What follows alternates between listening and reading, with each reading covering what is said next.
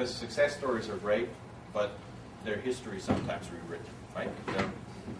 There were a few edges in this process that occurred with respect to interactions, with respect to deliverables, with respect to milestones, that play exactly to this point of the two different cultures that exist within academia.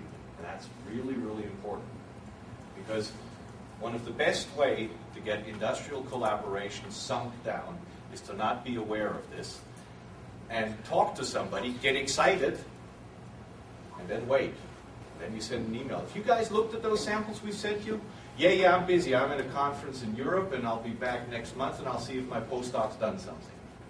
You do this a few more times, you're not going to engage with the university anymore. So really important in these interactions is to have champions in the companies, but as well as in the university, where you go to and say, hey, you promised us this. You can't just walk away from this because we had to go through a process to get to this point. And Michael remembers these points where we were at this point, where we said, yeah, we're at a point right now where we're going to have to do something, make it happen. And so that's the reason I brought this up in this presentation this morning. It's really important to keep in mind that a lot of the roadblocks that we have are cultural roadblocks where we have to understand the tribes we're dealing with. And if we don't do that, we can run into real big trouble when we want to do these two transitions that need to be done to get a technology out of academia. I want to make a couple observations about this process too. So the first time we had the Innovation Conference, and we had Matt Gabor there. He was from the Clemson University Research Foundation.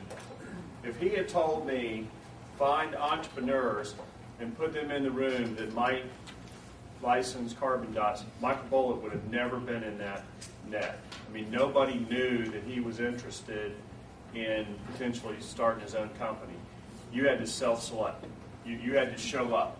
So this notion about holding meetings like this and letting people self-select is interested. You're never quite sure who's going to be in the room. Rod and I had a conversation about this after the Michelin Forum, right? You know, the problem with that, right, is people in the room that you're not exactly sure how they connect. But you have to be open enough that people you don't know show up and you kind of figure out how to work with them. The quote, the exact quote, and actually I had this on a video, is Michael said, I got so excited I looked around to see who else was taking notes. He's listening to Gabart talk. He's got his own experience in relationships. And right there, while he's listening to it, that informed intuition is kicking in, right? Where you're starting to visualize what might be possible. You're talking about proto-company. I mean, that's kind of a proto-idea, right? Just start visualizing it. You know, the interesting thing is nobody else in the room is having that same conversation. There might be other conversations going on in people's head, but not that one. Because you have a unique set of experiences and relationships.